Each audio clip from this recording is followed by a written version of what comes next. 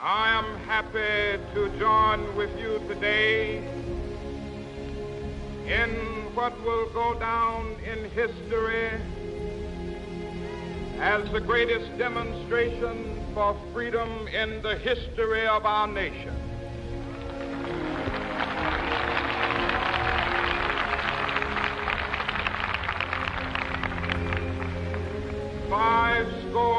Years ago,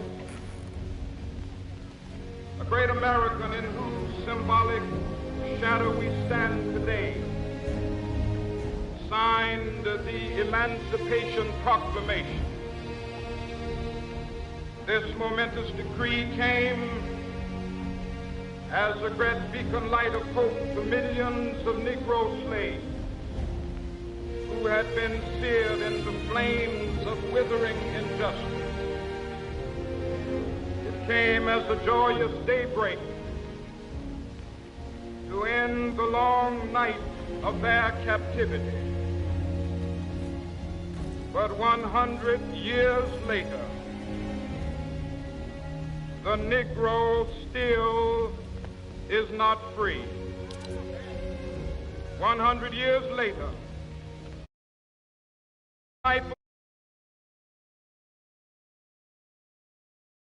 of segregation and the chains of discrimination.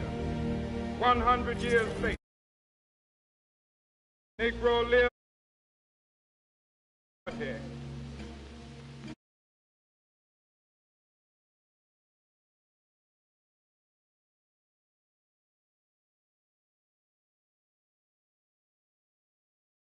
Negro is still languished in the corners of American society, finds himself in exile in his own land. So we've come here today to dramatize a shameful condition. In a sense, we've come to our nation to cash a check. When the architects of our republic wrote the magnificent words of the Constitution and the Declaration of Independence, they were signing a promissory note to which every American was to fall heir. This note was a promise that all men, yes, black men as well as white men, would be guaranteed the unalienable rights of life, liberty, and the pursuit of happiness. It is obvious today that America has defaulted on this promissory note insofar as her citizens of color are concerned. Instead of honoring this sacred obligation, America has given the Negro people a bad check, a check which has come back marked insufficient funds.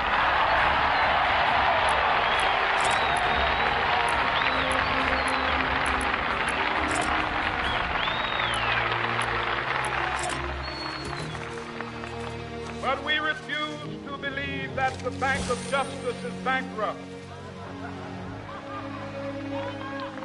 We refuse to believe that there are insufficient funds in the great vaults of opportunity of this nation. So we've come to cash this check, a check that will give us upon demand the riches of freedom and the security of justice.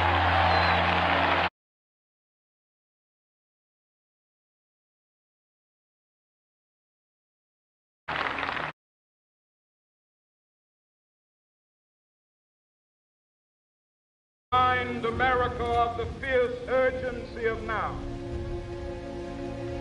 This is no time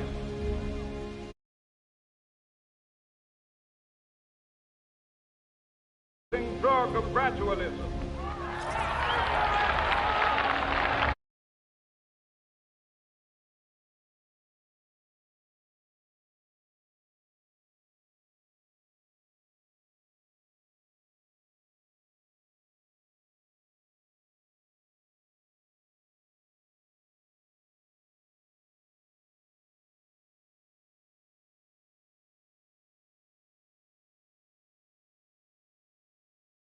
The quick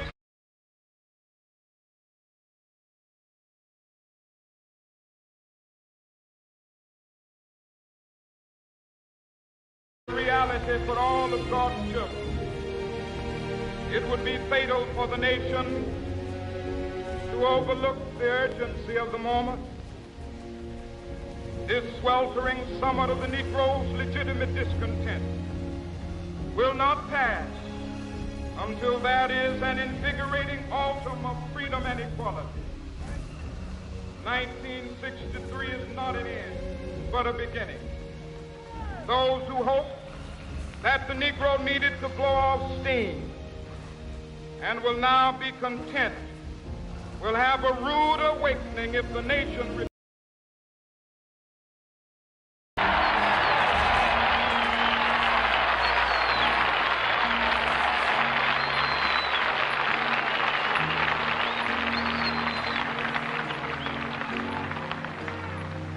There will be neither rest nor tranquility in America till the Negro is granted his citizenship rights.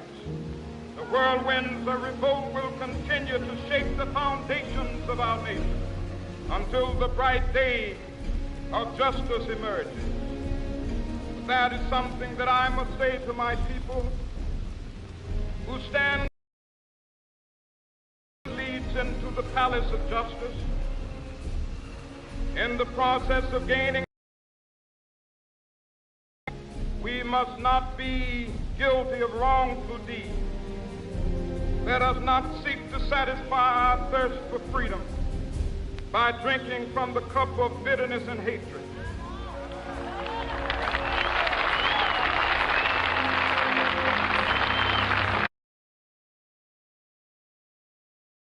But ever conduct our struggle on the high plane of dignity and discipline.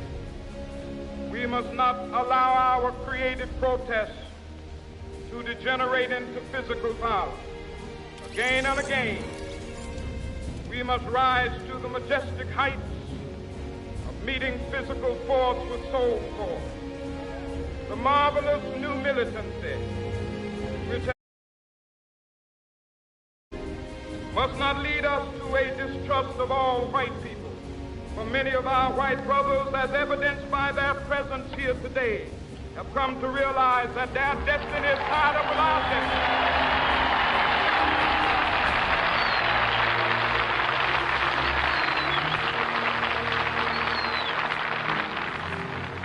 They have come to realize that their freedom is inextricably bound to our freedom.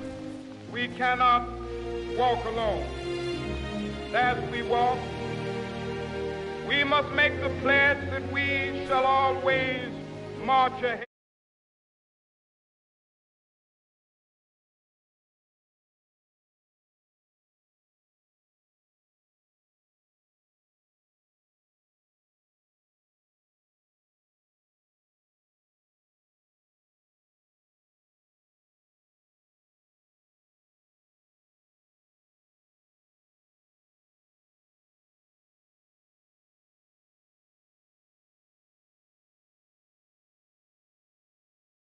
In the motels of the highways and the hotels of Louisiana, go back to the slums and ghettos of our northern cities, knowing that somehow this situation can and will be changed.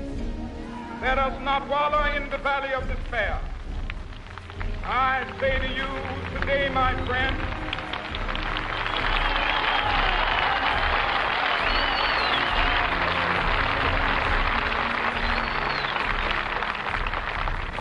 even though we face the difficulties of today and tomorrow, I still have a dream.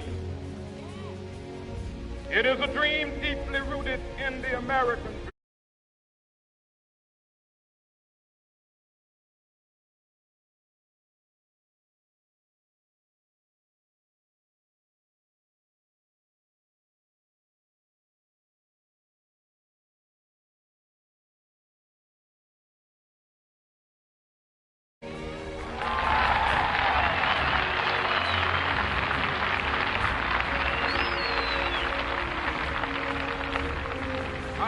dream.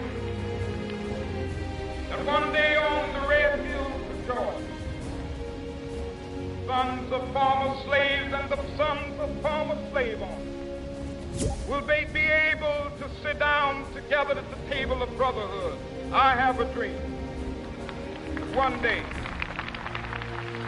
even the state of Mississippi, a state sweltering with the heat of injustice, sweltering with the heat of oppression, be transformed into an oasis of freedom and justice. I have a dream.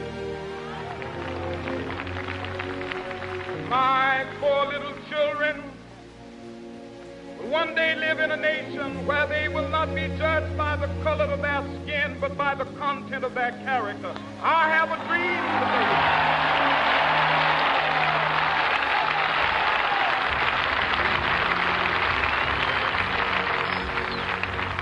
I have a dream that one day, down in Alabama, with its vicious racists, with its governor having his lips dripping with the words of interposition and nullification, one day right there in Alabama, little black boys and black girls will be able to join hands with little white boys and white girls as sisters and brothers. I have a dream today.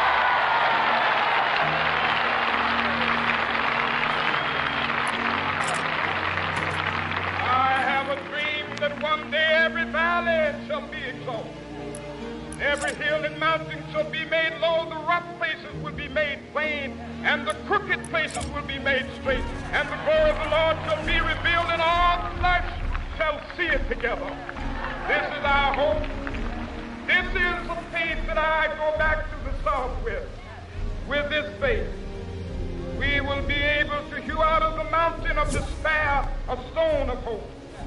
With this faith, we will be able to transform the jangling discords of our nation into a beautiful symphony of brotherhood.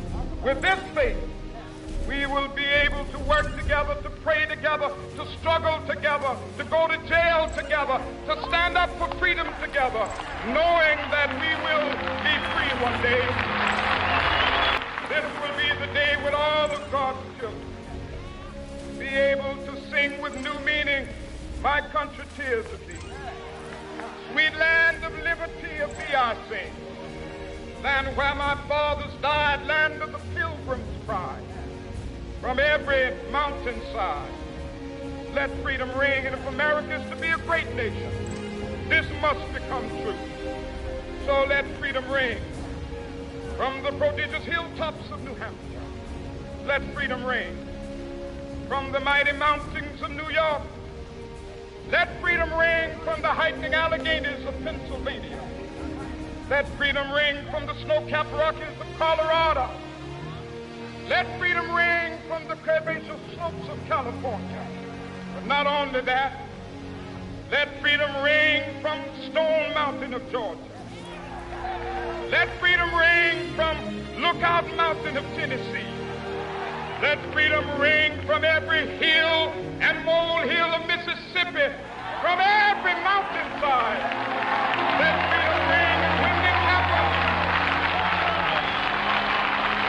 When we allow freedom ring, when we let it ring from every village and every hamlet, from every state and every city, we will be able to speed up that day when all of God's children, black men and white men, Jews and Gentiles, Protestants and Catholics, will be able to join hands and sing in the words of the old Negro spiritual, free at last, free at last, thank God Almighty, we are free at last.